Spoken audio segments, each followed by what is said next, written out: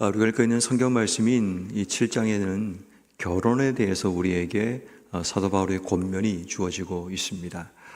어떻게 보면 우리가 살아있는 세상 가운데 결혼에 대해서 구체적으로 설명하는 내용을 찾는 것은 참 쉽지 않습니다. 사람들의 지혜를 가지고 결혼을 이렇게 하라, 저렇게 하라, 또 결혼이 어떤 의미다 라고 얘기할 수 있지만 성경이 직접적으로 우리에게 결혼 생활을 어떻게 유지하고 또 결혼의 목적이 무엇인지 또 결혼을 통해서 우리가 어떻게 주신 삶을 살아가야 되는지 그것을 우리가 정확하게 알기가 어렵습니다. 그럼에도 불구하고 이 사도 바울은 이 고린도전서 7장을 통해서 우리의 결혼에 대한 여러 가지 많은 권면들을 주고 있습니다. 특별히 우리가 기억해야 될 중요한 것은 뭔가 하면 사도 바울이 이 결혼에 대한 메시지를 던질 때 자기의 말과 주의 말을 구분해서 설명하고 있다는 것을 주목해야 합니다. 오늘 성경 말씀의 10절 말씀에 보면 괄호를 보시면 명하는 자가 내가 아니라 주시라 라고 기록하고 있고, 또 12절 말씀에 보면 이는 주의 명령이 아니라 라고 이야기합니다. 그러니까 다시 말해 사도 바울은 평생을 독신으로 살았던 사람입니다. 그러다 보니까 자신이 결혼 생활에 대해서 특별하게 경험이 없다 보니까 때로는 내 생각이 아닌 주의 명령과 또 자신의 생각을 구분하여 말하고 있다는 사실을 주목해야 됩니다.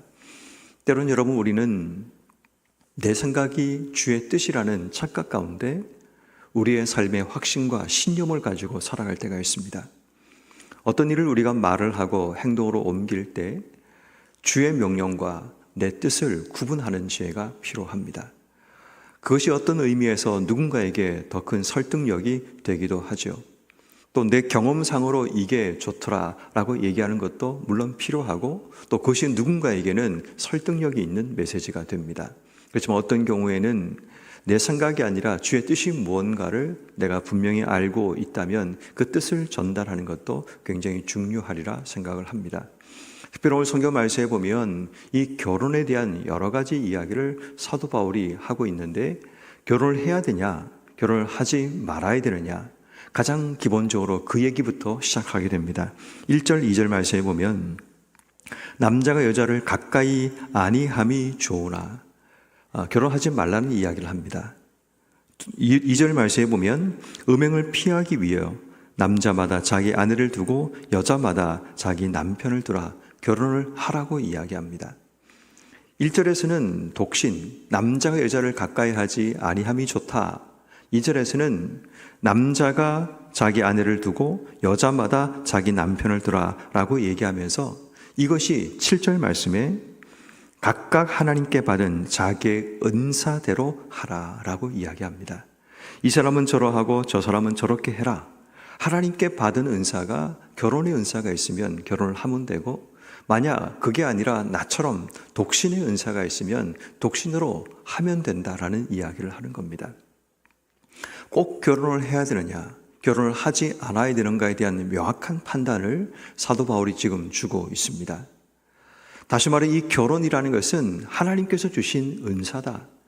둘이 함께 살아가면서 만들어갈 더 큰 시너지가 있다고 생각하고, 또 그것을 발견한 자들은 결혼을 통해서 그것을 만들어내면 되고, 그것보다 나 혼자 지내는 것이 낫다고 생각하면 그것대로 하면 된다라는 분명한 가르침을 주고 있습니다. 다시 말해 결혼을 해야 되느냐, 하지 말아야 되느냐, 모든 사람이 다 하니까, 혹은 사람들의 시선과 또 사람들의 눈총 때문에 어쩔 수 없이 하는 결혼이 아니라, 우리가 결혼을 생각하기 전에 먼저 하나님께서 나에게 어떤 은사를 주셨는가, 하나님께서 내게 어떤 계획이 있는가를 먼저 생각하는 것이 필요하다는 겁니다.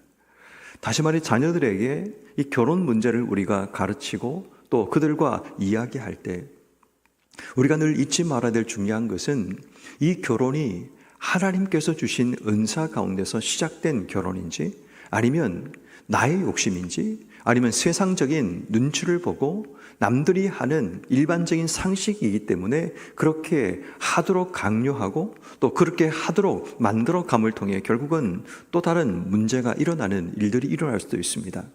왜냐하면 결혼이 은사가 아닌 사람이 있을 수 있고, 때로는 독신이 은사가 아닌 사람이 있을 수 있는데 부모 때문에 독신으로 사는 자들도 있고 또 부모 때문에 결혼을 선택하는 자들도 있기 때문인 거죠.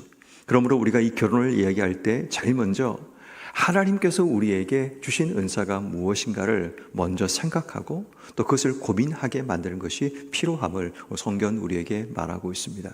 그리고 사도 바울은 이 결혼의 목적에 대해서 분명히 우리에게 설명합니다. 왜 결혼을 해야 되는가?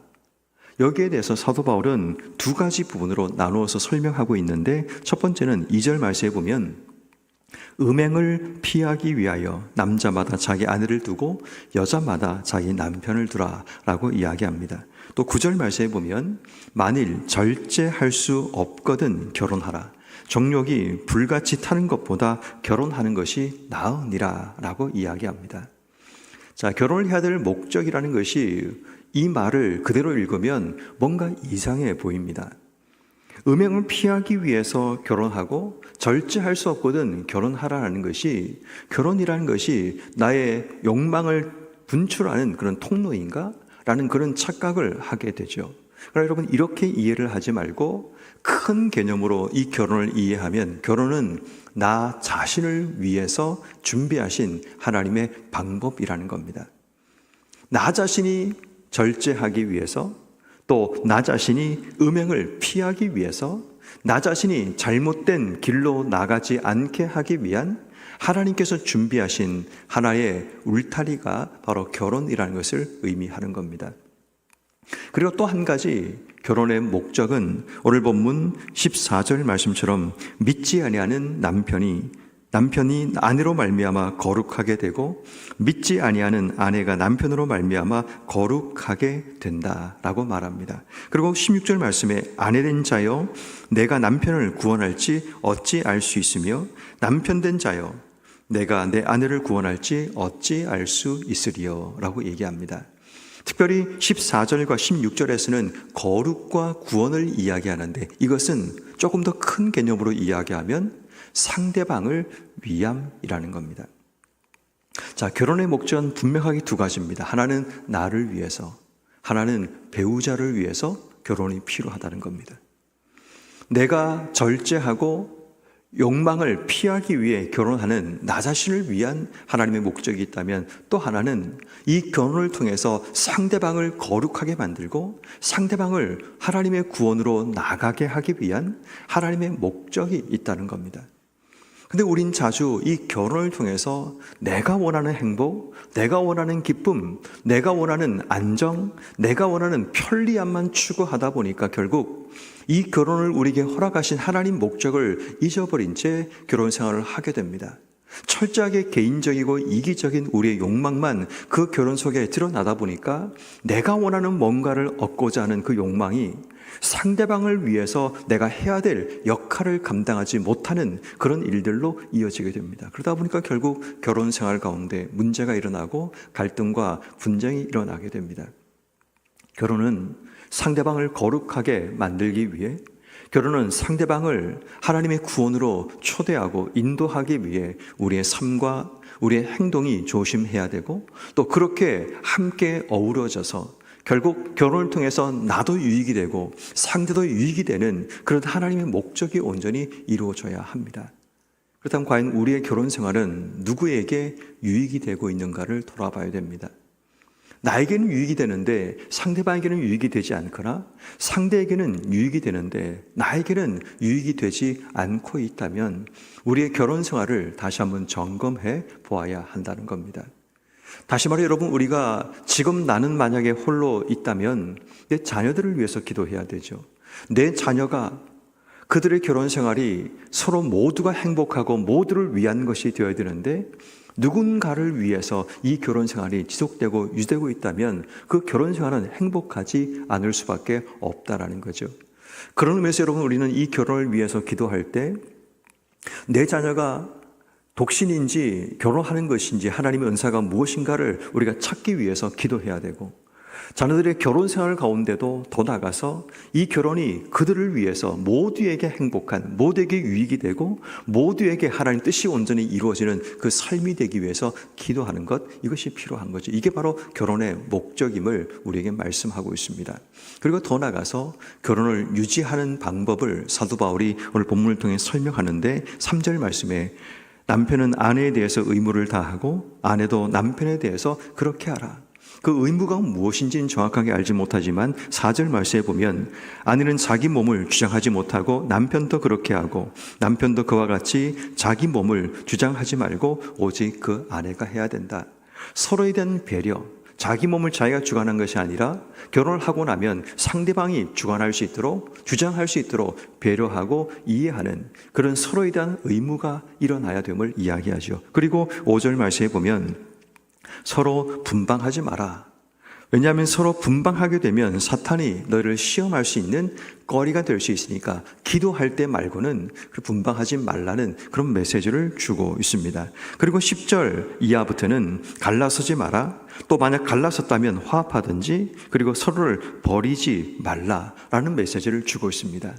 결혼을 유지하기 위해서는 서로가 하나라는 생각을 잊지 말고 갈라서지 않고 서로가 화합하기 위해서 노력하고 상대를 배려하고 상대를 인정하며 살아야 된다라는 메시지를 지금 사도 바울이 이 결혼이라는 총체적인 메시지를 던지고 있는 겁니다. 자, 그런 의미에서 여러분 오늘 하루는 우리에게 주어진 결혼 생활이 지금 지속되고 있다면 그 결혼에 대한 하나님 메시지가 뭔가를 찾아야 되고, 혹 만약 지금 이 결혼 생활이 아니라 나 홀로 살고 있다면 이 홀로 사는 것 가운데서 내가 어떻게 살아야 될지, 또 내 자녀들이 있다면 내 자녀들에게 결혼에 대해서 어떤 가이드를 주고 또 어떤 메시지를 줘야 되는가를 우리가 기도할 제목들도 이 본문 속에서 우리가 찾을 수 있는 지혜가 필요합니다. 그러므로 오늘 우리가 이 말씀을 통해 먼저 기억해야 할 한 가지는 결혼이라는 울타리를 통해 나와 내 자신이 유익함이 있기 위해서 기도해야 됩니다. 결혼이라는 이 울타리를 통해서 나에게도 유익이 되고 내 배우자에게도 유익되는 하나님의 은혜가 우리에게 있기 위해서 기도하셔야 됩니다. 뿐만 아니라 여러분들의 자녀들이 결혼을 했다면, 또 앞으로 결혼을 해야 될 자들이라면 이 결혼이라는 울타리를 통해 그들의 인생 가운데도 내 자식에게도 또 그 자식의 배우자에게도 하나님께서 유익함을 주시기를 기도해야 됩니다. 그래야지만 그 결혼을 통해서 나도 보호받고 상대방도 보호받을 수 있게 되기 때문입니다. 그러므로 만약에 혹시 우리가 이 결혼 생활 가운데 서로 모두가 유익되지 못하고 있다면 우리가 우리 삶을 돌아보며 우리가 기도해야 될 중요한 것, 하나님 이 결혼을 통해서 나에게도 유익이 있고 상대방에도 유익이 있는 복된 관계가 되게 해주시기를, 이 울타리가 깨어지고 부서지지 않도록 우리의 결혼이라는 울타리를 지켜주시기를 기도하는 것, 이것이 오늘 우리가 먼저 기도해야 될 첫 번째 기도 제목이 됩니다. 두 번째는 결혼을 통해서 사탄의 공격이 우리에게 임하지 않기 위해서 기도해야 됩니다. 다시 말해 사탄은 틈틈이 우리의 결혼이라는 울타리를 부수기 위해서 공격하기 시작합니다. 그래서 서로의 마음이 갈라지게 만들고 서로 분방하게 만들고 서로가 서로의 주장하지 못하게 막아버리고, 그러니까 다시 말해 서로의 의무를 감당하지 못하게 만드는 그런 일들이 우리에게 일어날 수 있다는 겁니다. 끊임없이 사탄은 우리의 결혼이라는 울타리를 부숴내고 그 속에 사탄이 공격해서 그 관계를 깨어버리는 그런 일들을 하려고 노력하게 됩니다. 성경은 우리에게 이렇게 말을 하죠. 15절 말씀에 하나님은 화평 중에서 너희를 부르셨느니라. 여기서 말하는 화평이라는 것은 하나님과의 바른 관계를 통해 주어지는 구원과 평안을 의미하는 단어가 화평입니다. 다시 말해 하나님께서는 우리의 결혼 생활을 통해 화평을 이루기를 원하신다는 겁니다. 근데 사탄은 화평이 아니라 분쟁, 화평이 아니라 서로 다툼과 갈등으로 우리를 이끌어 가려고 한다라는 거죠. 자, 그런 의미에서 우리는 이 결혼 생활을 통해서 사탄이 우리를 주장하여 사탄이 우리를 공격하게 하는 것이 아니라 화평의 하나님이 우리를 부르셨고 화평을 위해서 우리를 결혼으로 이끄셨다면 그 화평의 하나님만 우리의 결혼 가운데 나타나기를 우린 기도해야 하는 겁니다. 이것이 우리의 두 번째 기도 제목이 되어야 됩니다. 사탄이 우리를 공격하게 틈을 주지 말고 화평의 하나님께서 우리를 부르신 목적대로 우리의 결혼이 화평과 기쁨과 평안이 넘쳐나는 그런 결혼이 되기 위해서 우린 기도해야 됩니다. 그리고 마지막 세 번째, 결혼이 하나님 주신 은사라면 하나님의 뜻이 온전히 나타나기 위해서 기도해야 됩니다. 처음에 말씀드렸지만 결혼해야 되느냐 그렇지 않느냐, 우리가 그 결정의 중요한 핵심이 뭔가, 바로 하나님의 은사가 있는 자는 결혼을 하고 하나님의 은사가 다른 곳에 있으면 독신으로 사는 것이 맞다라는 사도 바울의 가르침이 맞다면, 우리가 기억할 중요한 한 가지는 하나님께서 은사를 주신 그 은사 안에서 주의 뜻을 발견하는 게 필요합니다. 그것이 바로 상대방을 거룩하게 만들고 하나님의 구원이 그 가정 속에 이루어지게 만드는 것이 하나님의 뜻이 그 속에 있다라는 겁니다. 그렇다면 여러분, 우리는 우리의 가정을 돌아보며 하나님의 은사로 내가 결혼을 했고 하나님의 은사로 내가 독신으로 살고 있다면, 그렇다면 지금 하나님의 뜻이 우리 가운데 이루어지고 있는가를 돌아봐야 됩니다. 결혼을 하느냐 하지 않느냐 중요한 것이 아니라 중요한 것은 우리가 서 있는 그 자리에서 하나님 뜻이 온전히 이루어지고 있는가를 돌아보지 않으면 지금 우리의 결혼 생활 가운데 뭔가 문제가 일어나고 있음을 발견하게 됩니다. 다시 말해, 우리의 결혼은 하나님의 은사 안에서 시작해야 되고, 우리의 결혼이라는 것은 하나님 주시는 우리의 목적이 분명히 있다는 사실을 기억해야 되고, 이 결혼을 유지하기 위해서는 하나님 안에서 우리가 만들어 가야 될, 찾아야 될 방법이 있다는 사실을 기억한다면, 우리의 결혼은 내 욕망과 내 뜻을 따라 하는 것이 아니라 하나님 뜻이 어디 있는지, 주의 목적이 어디 있는지, 이 결혼을 유지하기 위한 하나님 방법이 뭔가를 찾아가는 지혜가 우리에게 필요합니다. 그래야지만 우리의 결혼 생활이 하나님께서 화평을 위해서 우리를 부르신 것처럼 이 결혼을 통해 하나님의 화평이 우리 속에 주어질 수 있는 겁니다. 그러므로 오늘 우리가 이 새벽에 기도할 때, 하나님, 우리의 결혼 생활 가운데도 이러한 은혜가 있기를, 그리고 내 자녀들의 결혼 생활 가운데도, 앞으로 해야 될 그들의 결혼 생활 가운데도 이러한 은혜가 그들 속에 있어서 결혼에 실수하지 않고 실패하지 않도록 하나님께서 주장하시는 대로, 준비하신 대로 그들의 결혼 생활 가운데 은혜와 복을 더해 주시기를 기도하는 여러분 모두가 되기를 주의 이름으로 축원합니다.